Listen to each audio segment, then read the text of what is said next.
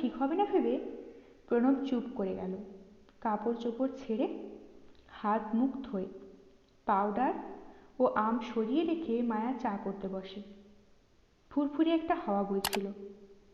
বাদলা দুপুরের পর রোদ লাগা বিকেল বড় চমৎকার। ভালোই ভালোই চা খাওয়াটি হলো।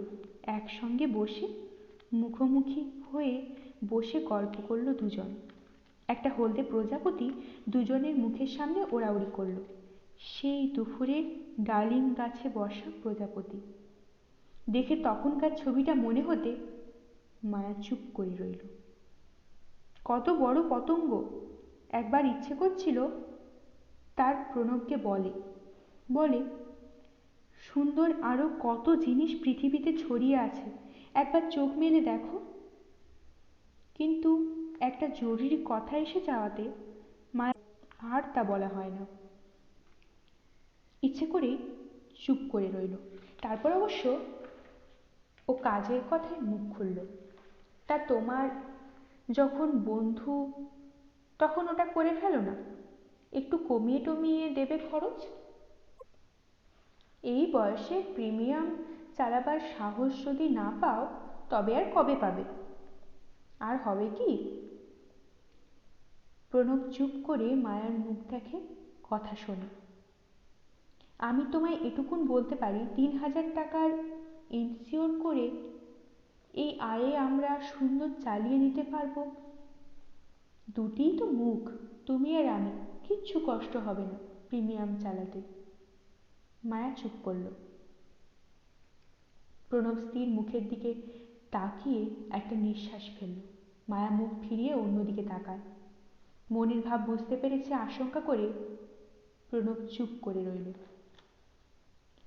খরচ চালাতে পারবে কি পারবে না, ভবিষ্যতের এই সংসারে তিনটি মুখ হবে কি চিরকাল তারা এমনি দুজনই থাকবে, পলিশির চাঁদা চালাতে অসুবিধাটা কি ইত্যাদির আলোচনা আপাতত চাপা দিতে প্রণব হঠাৎ শব্দ করে হাসল।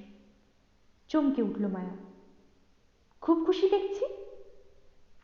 একটা মজার গল্প তোমাকে বলাই হয়নি, আজ শুনলাম। প্রণব ঝুঁকে গলাটা বাড়িয়ে দেয়। কিন্তু গল্প শুনতে স্ত্রীর খুব আগ্রহ নেই। চোখের রং দেখে সে টের পেয়ে আবার গম্ভীর হয়, সোজা হয়ে বসে। উঠি, উনুনে আঁচ দিতে হয়। হাই তুলে মায়া বাইরের উঠোনের গাছের মাথায় সোনার পাতের মতন রোদের শেষ ঝিকিমিকি দেখে। প্রজাপতিটা উড়ে বেরিয়ে গেছে। কোন দিকে গেছে মায়ার চোখে পড়ছিল না। দিন ফুরিয়ে যাচ্ছে বুঝতে পেরে এক জোড়া বুলবুলি প্রাণপণে যত পাচ্ছিল ঠুকরে ঠুকরে নিমফল খেয়ে নিচ্ছিল। পাখার ঝাপটায় পাতা জমে থাকা বৃষ্টির জল ফোঁটা ফোঁটা হয়ে নিচে ঝরছিল। ডুমুর জঙ্গলের দিকে চোখ গেল মায়ার। এ বাড়িতে ওখান থেকে অন্ধকার নামে সন্ধ্যা শুরু হয়। এর মধ্যেই দুটো জোনাকি এসে জুটেছে ওধারে। একটা ছোট্ট নিঃশ্বাস ফেলল মায়া। গল্পটা শুনবে? ভয়ে ভয়ে প্রণব প্রশ্ন করল। কার গল্প? কিসের গল্প? মায়া ঘাড় ফেরাল না। অফিসে সুকুমার আমাকে বলল। সুকুমার ভঞ্জ। মায়া নীরব। সুকুমারদের পাড়ায় ঘটনাটা ঘটেছে। কিন্তু ও পক্ষের কোনো রকম উৎসাহ নেই লক্ষ্য করে প্রণব আবার দমে যায়, চুপ করে থাকে। মায়া উঠে দাঁড়ায়। চলি, উনুনে। যেন শেষ উদ্যম নিয়ে প্রণব বেশ বড় গলায় হাসল। গল্পটা শুনলে তুমি অবাক হয়ে যাবে, তুমি বিশ্বাসই করবে না যে। আহা, বলো না, এতক্ষণে তো বলাই হয়ে যেত। বিরক্ত কণ্ঠস্বর। যেন গল্পটা অগত্যা শুনতেই হবে, না হলে আর একজন ভীষণ অসন্তুষ্ট হবে। চোখ মুখে এমন ভাব প্রকাশ করে মায়া বেতের চেয়ারটায় বসে পড়ল। কি গল্প শুনি? সুকুমারদের পাড়ার এক ভদ্রলোক তার বাড়ির ঝিকে নিয়ে পালিয়েছে। পরশুর ঘটনা। এদিকে বাড়িতে কান্নাকাটি। বেশ বড় বড় ২-৩টে ছেলে মেয়ে। স্ত্রী, হ্যাঁ, ভদ্রলোকের স্ত্রীও যে অসুন্দর এমন না। দিব্যি দেখতে শুনতে মহিলা। সুকুমার দেখেছে কার 4-5 বার নাকি ফিট হয়েছে। মহিলার দাদা এজি অফিসের বড় চাকুরে। খবর শুনে ছুটে এসে কাল তিনি থানায় খবরও দিয়েছেন, কিন্তু তাতে আর কি, হা হা শব্দ করে প্রণব হাসল। সুকুমারদের পাড়ায় সে এক বিশ্রী হইচই। কিন্তু স্ত্রীর ভ্রু দেখতে দেখতে প্রণবের হাসি মিলিয়ে গেল। বড় তাড়াতাড়ি সে গম্ভীর হয়ে যায়। মনে হচ্ছিল সে নির্লজ্জের মতো হেসেছে। কি রুচি তোমার, কি বৃষ্টি স্বভাব। মায়া চেয়ার ছেড়ে উঠল। এই গল্প শোনাতে তুমি পাগল হয়ে ছুটে এসেছো ঘরে? একবার থামল, উঠোনের ঘাসের দিকে তাকিয়ে কি ভাবলো একটুক্ষণ, তারপর প্রণবের মুখোমুখি হয়ে দাঁড়ালো মায়া। তুমি কি জানো না যে এসব গল্প আমি কোনোদিনই ভালোবাসি না? তোমায় কি আমি একদিন বলিনি যে এসব কুৎসিত ঘটনা ইচ্ছে হয় তুমি গিয়ে আর কাউকে শোনাবে, আর কাউকে যতক্ষণ খুশি বসে থেকে রসিয়ে ফেনিয়ে বলে শেষ করে তবে ঘরে ফিরবে। আমার কাছে সব। রাগে মায়া কাঁপছিল। ছি ছি, কোন ভদ্রলোকের বাড়ির ঝির সঙ্গে পালালো? কোন লোক অফিসের টাইপিস্ট মেয়ে দেখে ভুলেছে? কোন ছেলে বাসে দেখা মেয়ের কাছে প্রেমপত্র লিখলো? এসব ছাড়া কি পৃথিবীতে আর কোনো গল্পই নেই, ঘটনা ঘটে না? আমি অন্য রুচির মানুষ। আমি কখনো এসব কুৎসিত বাজে ছাইভৎস কথাবার্তা ভালোবাসি না, শুনি না। যদি ভালো কথা সুন্দর কথা অফিসের বন্ধুদের কাছ থেকে শোনো তো বাড়ি এসে বলো, সারা রাত বসে কান পেতে শুনবো, শুনতে রাজি, বুঝলে? হিতে বিপরীত হলো। একলা চুপ করে অন্ধকার ঘনিয়ে আসা বারান্দায় বসে প্রণব ভাবল, স্ত্রীর অন্তরঙ্গ হওয়ার জন্য এই গল্প না করে অন্য কোনো প্রসঙ্গ তোলাই কি উচিত ছিল? কি প্রসঙ্গ? এমন কোন বিষয় আছে শুনলে মায়া খুশি হতো? প্রণব তার 2 বছরের বিবাহিত জীবনকে আর একবার সূক্ষ্মভাবে জারিপ করল। করে কিছু দেখতে না পেয়ে পেয়ারাতলার অন্ধকারের দিকে তাকিয়েছিল। অন্ধকারে একটা বেড়াল ঘুরঘুর করছিল, প্রকাণ্ড ধুমসি বেড়াল, ছাই রঙের, ধোঁয়া রঙের। যেন এই জন্যই দৃশ্যটা আরো খারাপ লাগছিল। তাকাতে ইচ্ছে করছিল না প্রণবের। অস্পষ্ট এলোমেলো চঞ্চল ঘোলাটে, বোঝা যায় না কোনটা বেড়াল কোনটা অন্ধকার, গুলিয়ে যায়। যেন এই ধরনের বিবাহিত জীবন তার। পুরুষের কাছে নারী এর চেয়ে স্পষ্ট পরিচ্ছন্ন হয়ে ধরা দেয় না, দেবে না। এক খাবলা অন্ধকার। হঠাৎ নড়ে চড়ে সক্রিয় হয়ে ওঠে, তারপর আবার চলন্ত ধূর্ত শিকারী মুখের গরম রক্ত মুছে চোখের নিমেষে জমে অন্ধকার হয়ে যায়। পেয়ারাতলার চাপ চাপ অন্ধকারের কিছুটা নিরবয়ব নির্বোধ অস্তিত্বকে রেণু রেণু করে রহস্যের অতল অন্ধকারে মিশিয়ে দিতে নিঃশ্বাস ফেলার শব্দটি না করে সংসারের সাত কাজে নিজেকে ঠেলে দিতে মায়ার জুড়ি আর কারোর আছে কিনা চিন্তা করে প্রণব যেমন ক্রুদ্ধ হলো তেমনি হতাশও হলো। হতাশই বেশি হলো, যা স্বাভাবিক। সুখী না, বিয়ে করে এই জীবনে কেউ সুখী না, বন্ধুরাও বলে বটে। কেন সুখী না? কি দিয়ে সুখী? কি দিয়ে সুখী না তার চুলচেরা হিসাব অবশ্য আজ পর্যন্ত কেউ দেয়নি। প্রণব তার নিজের সম্পর্কে একটা প্রামাণ্য হিসেব কারো কাছে তুলে ধরতে পেরেছে কি? পারল না। পারে না বলেই বুকের মধ্যে এক টুকরো কান্না নিয়ে মাটির অন্ধকার থেকে চোখ তুলে আকাশের দিকে তাকায়। একটি মোটে তারা শেখেনি। কিন্তু তাহলেও ঘোলাটে অন্ধকারের চেয়ে সূচের আগার মতো সূক্ষ্ম উজ্জ্বল এক বিন্দু আলোর মধ্যে অনেক বেশি শান্তি, অনেক আশা লুকিয়ে থাকে। রাত বাড়লে আলোর ফুলকি বাড়ে, আশার ইশারা আকাশে অনেক দূরে ছড়িয়ে পড়ে। কোনো এক বন্ধু তাকে পরামর্শও দিয়েছিল, স্ত্রীর সঙ্গে খিটিমিটি বাঁধলে কাজের কথা না বলে চুপচাপ বসে রাত্রির অপেক্ষা করবে। তার একমুঠ অন্ধকার তোমার চারপাশে নামুক, আরও কিছু তারা মাথার উপর ঝিকমিক করুক, তারপর? তাই চুপচাপ একলা অন্ধকারে মশার কামড় সহ্য করে বসে থেকে প্রণব গাঢ় গূঢ় রাত্রির অপেক্ষা করে। এটা প্রায় অভ্যেসে দাঁড়িয়ে গেছে তার। মায়া প্রণবের মতো বাজে চিন্তা ভাবনা তার কোনোদিনই নেই, আজও করল না।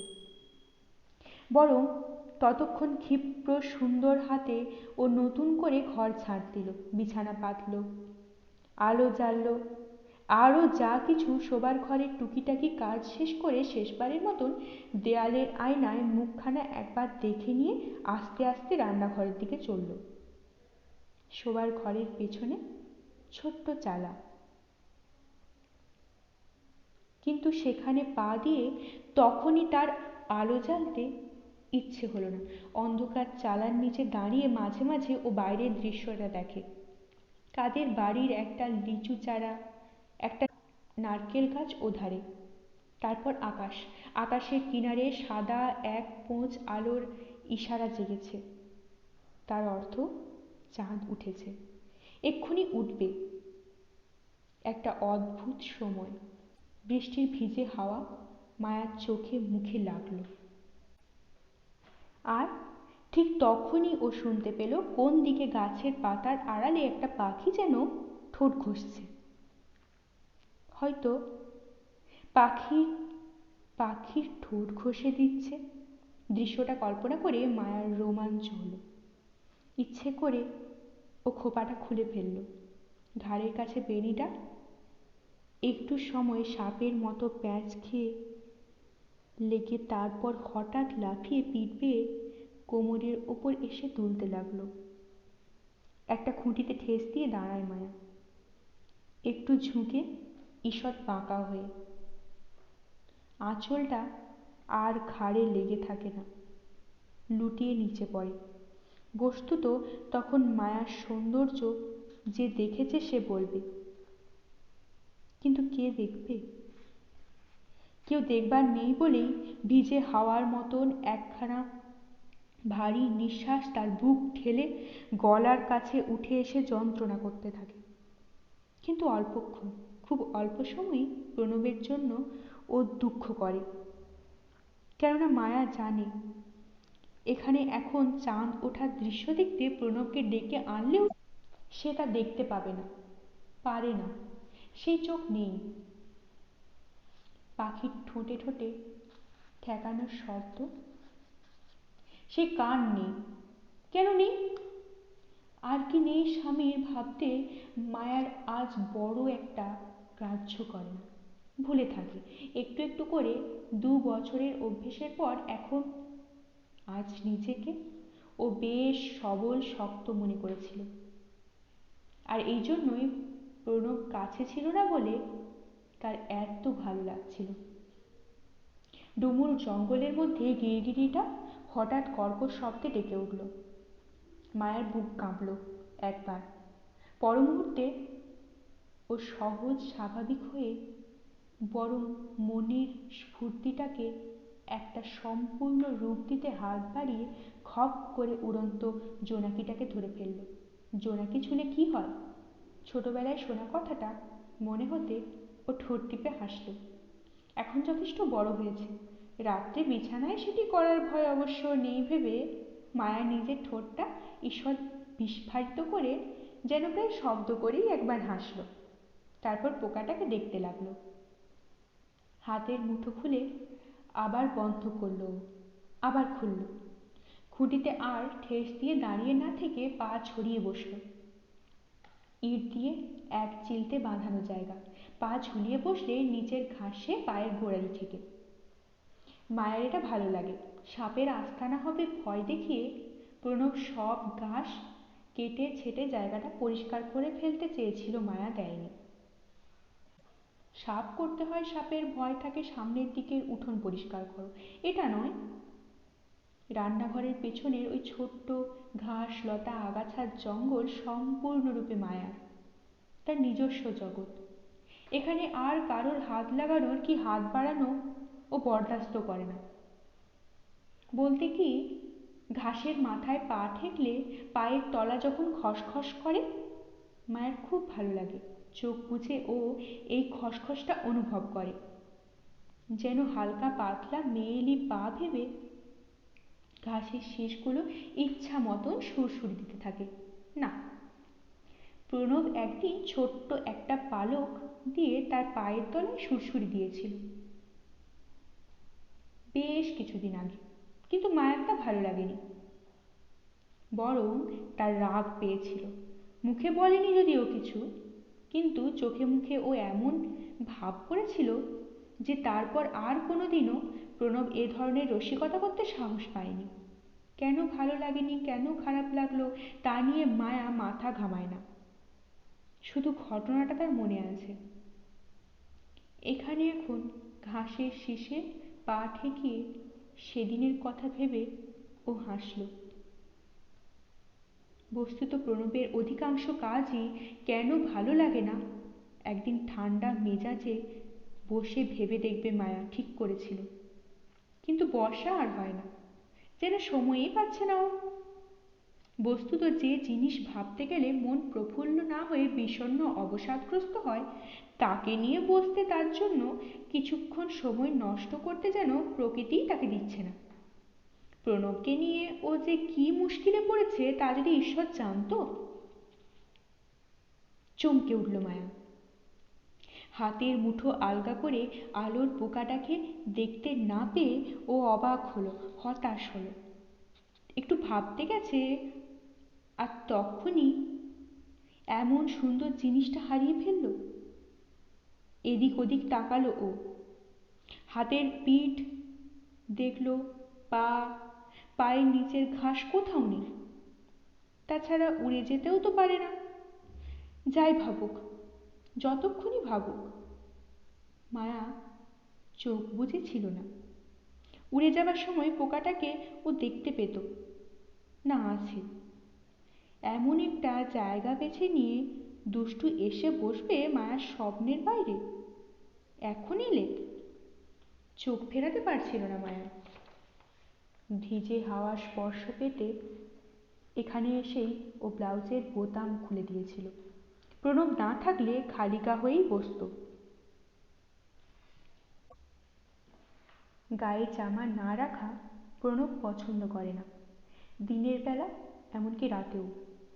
দরজায় খিল না দেওয়া পর্যন্ত, আলো নিভিয়ে বিছানায় না ঢোকা পর্যন্ত মায়ার বুক পিঠ ঢেকে রাখবে। হ্যাঁ, দাবি ছাড়া একে আর কি আখ্যা দেবে মায়া? স্বামীর দাবি? ভাবতে মায়ার বিশ্রী হাসি পায়। করুণা করে লোকটাকে মনে মনে। যাক সেসব, এখন ও স্বপ্নাচ্ছন্নের মতো নিজেকে বুকের দিকে চেয়ে রইল। সরু ঢালু জায়গাটুকুতে একটা সবুজ মুক্ত হয়ে স্থির হয়ে বসে আছে জোনাকিটা। মুক্তার গা থেকে ঠিকরে পড়া হালকা সবুজ আলোয় তার বুক এখন সত্যিকারের কাঁচা ফলের মতোই দেখাচ্ছে। বিদ্যুৎ শিহরণ খেলা করে গেল মেরুদাঁড়ায়। মায়া অনুভব করল নিজের বুক দেখে এত বেশি মুগ্ধ অভিভূত আর কোনোদিনও হয়নি, আর একদিনও না। ও কি উড়ে যাচ্ছে, উড়ে গেল? হাঁ করে চেয়ে রইল মায়া। হাত উঠল না। হাত বাড়িয়ে আবার ওটাকে ধরবার তিলমাত্র চেষ্টাও করল না ও, বরং চরম তৃপ্তির পর দারুণ আলস্য ও অবসাদ নিয়ে মানুষ যে চোখে কোনো একটা কিছুর চলে যাওয়া দেখে, ঠিক সেভাবেই ও চুপচাপ ডুমুরতলার অন্ধকারের দিকে আলোর পোকার উড়ে যাওয়া দেখল। কতক্ষণ এমনি স্থিরভাবে একভাবে বসে রইল মায়ের খেয়ালই হলো না। যখন খেয়াল হলো, দেখলো গাছের পাতা চুইয়ে জল পড়ার মতন বর্ষা রাত্রির নীল ঠান্ডা জ্যোৎস্না তার নরম শরীরের ওপর একটু একটু করে ছড়িয়ে পড়ছে। আলস্য ভঙ্গের হাই তুলে উঠে দাঁড়ালো। ওধারে পেঁপে গাছের কাণ্ড আর নোনা ধরা দেয়ালের মাঝখানে একটা টুকরো মাকড়সার জালে কখন জানি 2-1 ফোঁটা বৃষ্টির জল লেগেছিল। জ্যোৎস্না পড়ে যখন চিকচিক করে অল্প হাওয়ায় থেকে থেকে কাঁপছে, না, উত্তর দিকের সাদা একটা ডেলা ছাড়া আকাশে আর কোথাও 1 ফোঁটা মেঘ নেই। ঘাড় উঁচিয়ে মায়া সবটা আকাশ দেখতে চেষ্টা করলো, আর নিজের ঘরের চালের জন্য বাকিটুকু দেখা হলো না যদিও। তাহলেও মায়ার মনে হলো আজ রাতে আর বৃষ্টি হবে না। কি যে ভালো লাগছিল ওর, যেন শরতের রাত ভেবে একটা টিয়া পাখি কিচিরমিচির শব্দ করতে করতে রান্নাঘরের চাল ঘেঁষে একদিকে উড়ে গেল। কোনো আতা গাছে গিয়ে বসবে হয়তো, মায়া ভাবল, নাকি কামরাঙা গাছে। হ্যাঁ, হঠাৎ ভীষণ খারাপ লাগলো তার কথাটা মনে হতে। এখন উনুন ধরাতে হবে। যদি উনুন না ধরায়, ও যদি রান্না না করে, আজ একটা রাত কি চলে না? খুব চলে। কেন চলবে না? অন্তত মায়ার তো কোনো অসুবিধে হয় না। আম আছে, প্রণব ফজলি আম এনেছে। একটা আস্ত আম যদি খায়ও তো ভাতের দরকার হয় না। তাই খেয়ে দিব্যি শুয়ে পড়তে পারে। কিন্তু প্রণব পারবে কি ভাত না হলে? প্রস্তাবটা ভেবে মায়া ইতস্তত করতে লাগলো। এক পা অগ্রসর হয়ে আবার দাঁড়ালো ও। প্রণব কি ঘুমিয়ে পড়েছে?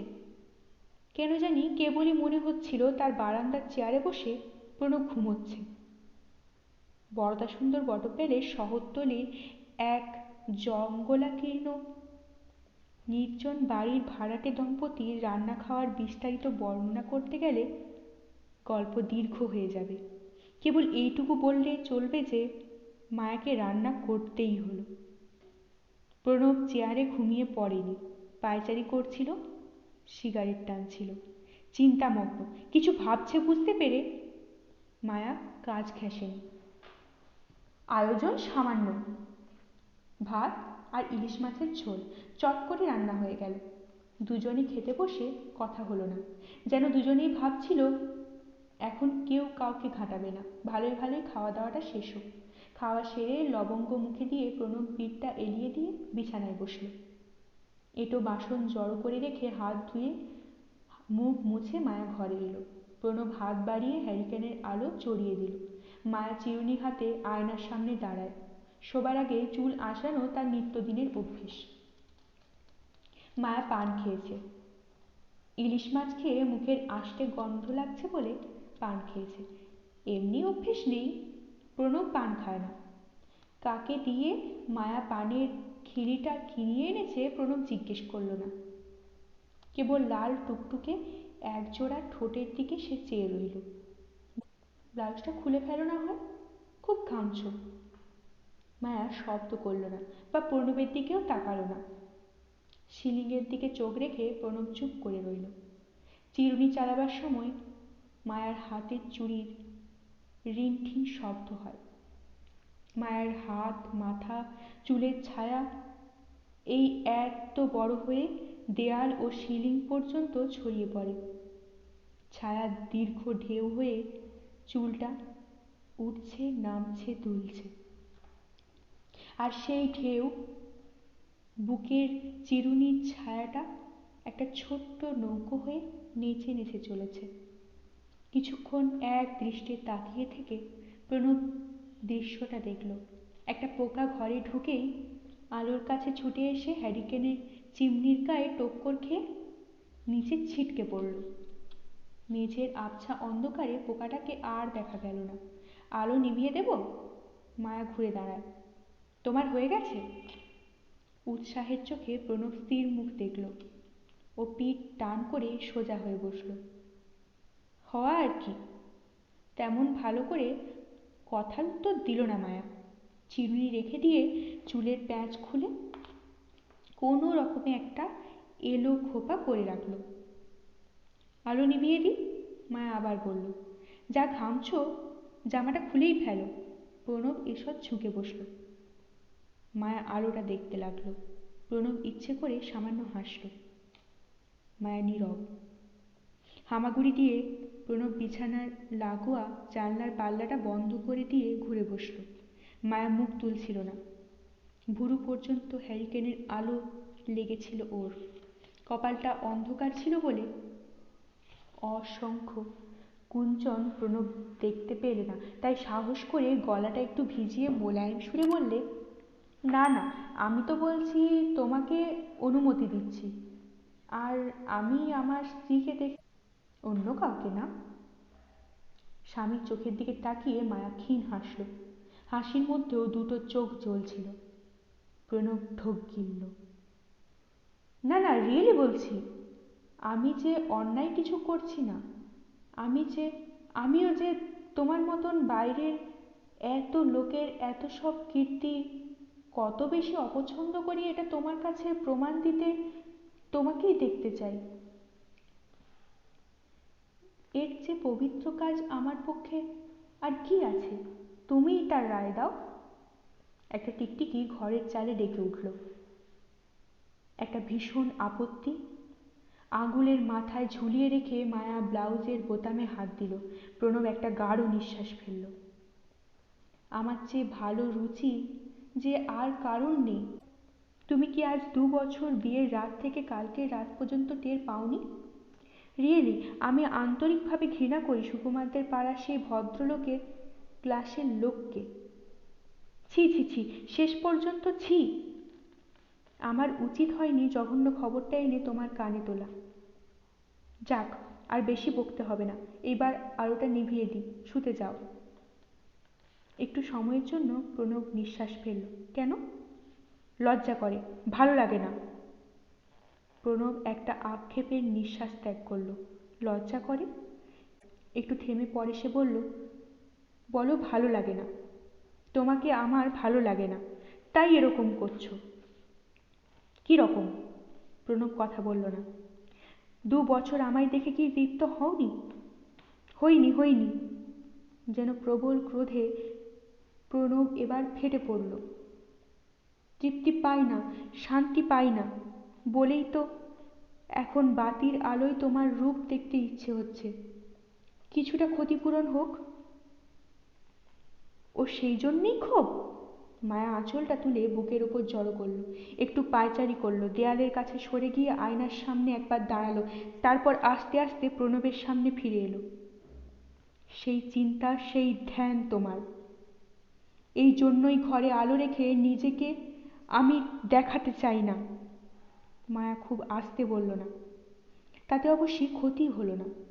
বেশ কিছুক্ষণ আগেই সুন্দর ফুটফুটে জ্যোৎস্নার আকাশ মেঘে মেঘে কালো অন্ধকার হয়ে গিয়েছিল।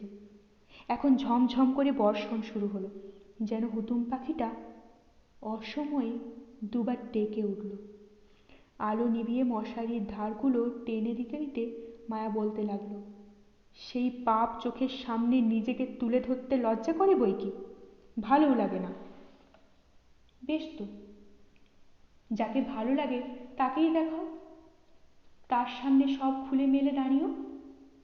প্রণব দেয়াল ঘেঁষে বিছানার একপাশে শুয়ে পড়ল। আমি আর দেখতে চাইব না। কে দেখছে? কাকে দেখাচ্ছি? যদি জানতে তো তোমার মন একটু উন্নত হতো। রোজ রাত্রে আমার জন্য তুমি এমন হ্যাংলামো করতে না। ও, তাহলে কেউ দেখেছে?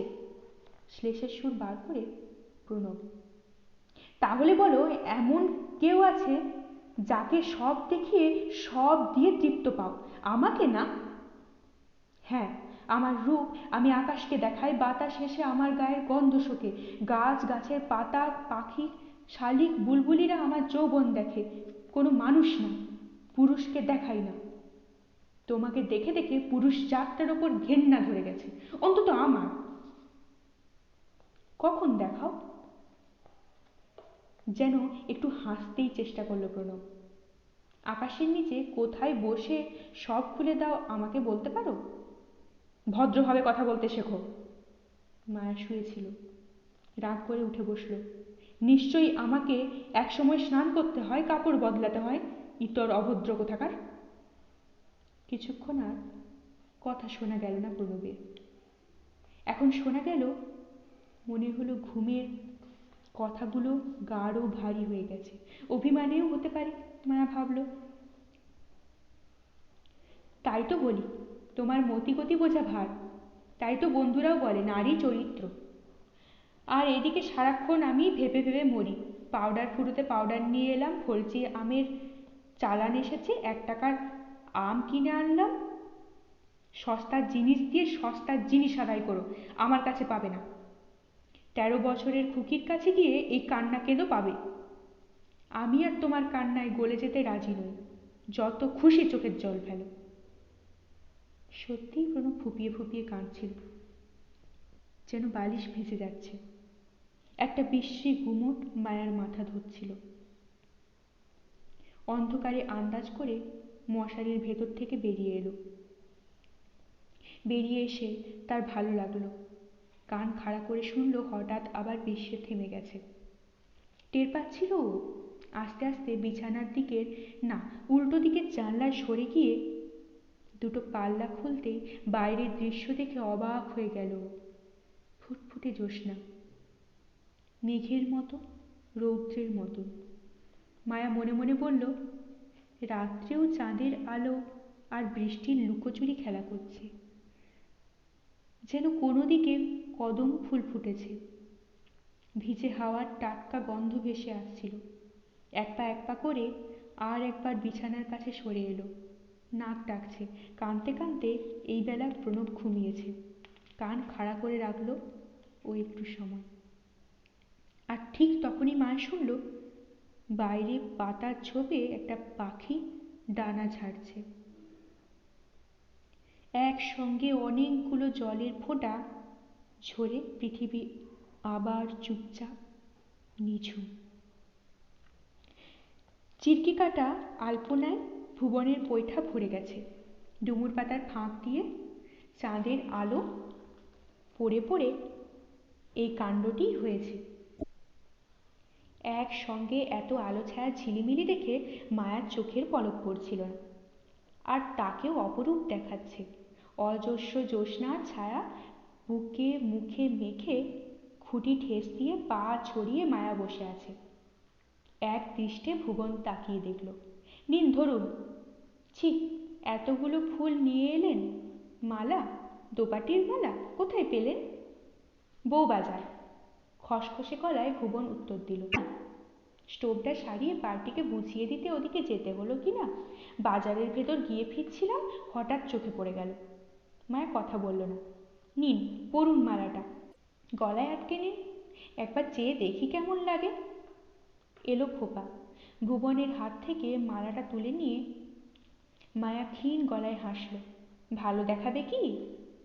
সব রকম খোপাতেই ভালো দেখাবে। দিদির এই চুলে দোপাটি গুঁজলেই হলো। সাদা ফুল রাত্রে খুলবে ভালো। রাত্রের চুলে সাদা মানায়। খোপায় মালা জড়িয়ে ঘাড় ঘুরিয়ে মায়া বাইরের উঠোন দেখে। জলে জ্যোৎস্নায় গাছের পাতাগুলো চিকচিক করছে, হাওয়ায় নড়ছে। পেয়ারা পাতা থেকে টুপটাপ রুপোলি জল ঝরছে। সেই দুপুর থেকেই মগজে দোপাটি ফুল ঘুরছিল। কপাল ভালো, পেয়ে গেলাম, দিদিকে সাজাতে পারলাম। মুখ ফিরিয়ে মায়া শব্দ না করেই হাসল। কি একটু চিন্তা করে পরে আবার আস্তে আস্তে বলল, সাজ দেখবার এত শখ? তাই তো জিজ্ঞেস করছিলাম, পরিবার সংসার কি কোনোদিনই নেই, ছিল না? শুকনো পাতার খসখস শব্দ হয় ভুবনের গলায়। ছিল, তা সেসব ইচ্ছে করে বলিনি। কি হবে বলে? তা শুনি। একবার না, 3 বার, 3টে পরিবার ঘরে আনলাম, একটাও থাকেনি। ভুবন চুপ করল। কোথায় ওরা? প্রথমটা মরেছে কলেরায়, দ্বিতীয়টা মরল ছেলে বিয়োনোর সময়। মরা ছেলে বেরিয়েছিল। আর শেষটা পালালো আমাদের কারখানার এক ছোকরার সঙ্গে। তাও তো কবছর হয়ে গেল। কথা শুনে মায়া চমকে উঠল না। মরা গাছের জীর্ণ কাঠামোর দিক থেকে বিস্ময়ে ও চোখটা ফেরাতে পারছিল না। কিন্তু কথা তখনও শেষ হয়নি। একটু থেমে ভুবন বলল, এখন আবার আমাদের উল্টোডাঙার শশী বায়না করেছে আর 6 মাস ধরে ঝোলাঝুলি করছে। একটা মেয়ে আছে ওর হাতে, বিধবা ভাগ্নির মেয়ে। সমস্ত মেয়ে কাঁধে নিয়ে মাগি ভারী বিপদে পড়েছে, তাই শশী ঘুরঘুর করছে। জলতরঙ্গের মিষ্টি বাজনার মতন মায়ার নরম হাসির ধ্বনিতে চারিদিকের আলো ছায়া কাঁপে। আবার কোন দিকের পাতার আড়ালে পাখি ডানা ঝাপটায়। হাসি থামাতে মায়া বলল, বলেন কি, এই বয়সে আবার আপনি সাহস পান? পাই না, সাহস পাচ্ছি না বলেই তো শশীকে কথা দেওয়া হচ্ছে না।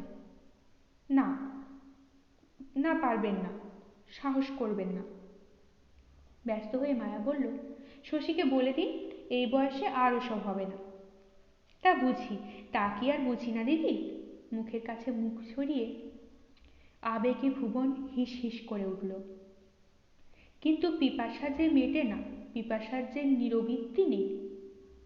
পাথরের মতন স্থির শক্ত হয়ে গেল মায়া এক মুহূর্ত। তারপর অনায়াস সহজ ভঙ্গিতে মরা গাছের জীর্ণ ডালের বেড় থেকে নিজেকে মুক্ত করল, করে সোজা হয়ে বসল। ফ্যাকাশে ঘোলা চোখে কতটা রক্তের জোয়ার এসেছিল আবছা অন্ধকারে বুঝতে না পেরে কেমন একটু অসহায় বোধ করল। তা হলেও সেই ভাবটা কাটাতে ও দেরি হয় না। আস্তে আস্তে বলল, শশীকে বারণ করে দিন, বুঝলেন? শশীকে বলে দিন যে এই বয়সে আর বলবো। আমি মনে মনে ঠিক করে ফেলেছি, শশীকে শেষ কথাটা বলে দেওয়াই ভালো। হঠাৎ আর কথা বলে না মায়া। ঘাড় ফিরিয়ে উঠোন দেখে, যেন নিজের ঘরের দিকেই চোখ যেতে কি ভাবে। কি কর্তাবাবু কি জেগেছেন? এই বেলা জাগবেন? ভুবন গলা বাড়িয়ে দেয়। মায়া নিঃশব্দে মাথা নাড়ল, থুথু ফেলল। যেন থুথু ফেলতেই উঠোনের দিকে মুখ বাড়িয়েছিল ও। তারপর ঘুরে বসে শান্ত মোলায়েম গলায় বলল, এই জংলা ছিটের সায়াটা আমায় কেমন মানিয়েছে বললেন না তো? কেমন দেখাচ্ছে? খসখসে গলায় ভুবন হাসল। বলবো, বলছি। ওটা পরনে দেখে তখন থেকে তুলনাটা আমার মনের মধ্যে কেবল নাড়াচাড়া করছে। চিতাবাঘিনী, বনের চিতার মতন চমৎকার সরু ছিমছাম মাঝা ঘষা কোমর দিদির। তাই নাকি? ঘরে গিয়ে আয়নায় দেখব তুলনাটা ঠিক হলো কিনা। কেন আবার আয়না কেন? আমার চোখকে কি দিদির বিশ্বাস হয় না? যেন এই প্রথম ভুবনের গলায় দুঃখের আওয়াজ বেরোলো। বুড়ো হয়ে গায়ের বল গেছে বটে, কিন্তু ভেতরের রসের বাল্ব জেল রেখে দৃষ্টিটাকে আয়নার মতো ঝকঝকে করে রেখেছি। ছানি পড়তে দিইনি। দিদির কি এখনো বুঝতে বাকি? যেন এই প্রথম মায়া ভয় পেয়ে আঁতকে উঠেছিল, এই প্রথম তার কান্না পেল। কিন্তু কোনোটাই ও হতে দিলে না। ভয় কান্না দুটোকেই জয় করার আশ্চর্য ক্ষমতা নিজের মধ্যে অনুভব করল। এই উষ্ণ কোমল হাতটা মরা শুকনো কাঠের গায়ে তুলে দিয়ে অবলীলাক্রমে ও হাসল। বিশ্বাস করি, তা না হলে কি আর দুপুর রাতে ঘর থেকে বেরিয়ে এসে এই আয়নার সামনে দাঁড়াই, নিজেকে দেখি? বলুন। ভালো লাগলে অবশ্যই লাইক করবেন, শেয়ার করবেন, চ্যানেলটিকে অবশ্যই সাবস্ক্রাইব করবেন, বেল আইকনটি প্রেস করবেন। আপনাদের অভিমত কমেন্ট বক্সে অবশ্যই জানাবেন। অনেক ধন্যবাদ। নমস্কার।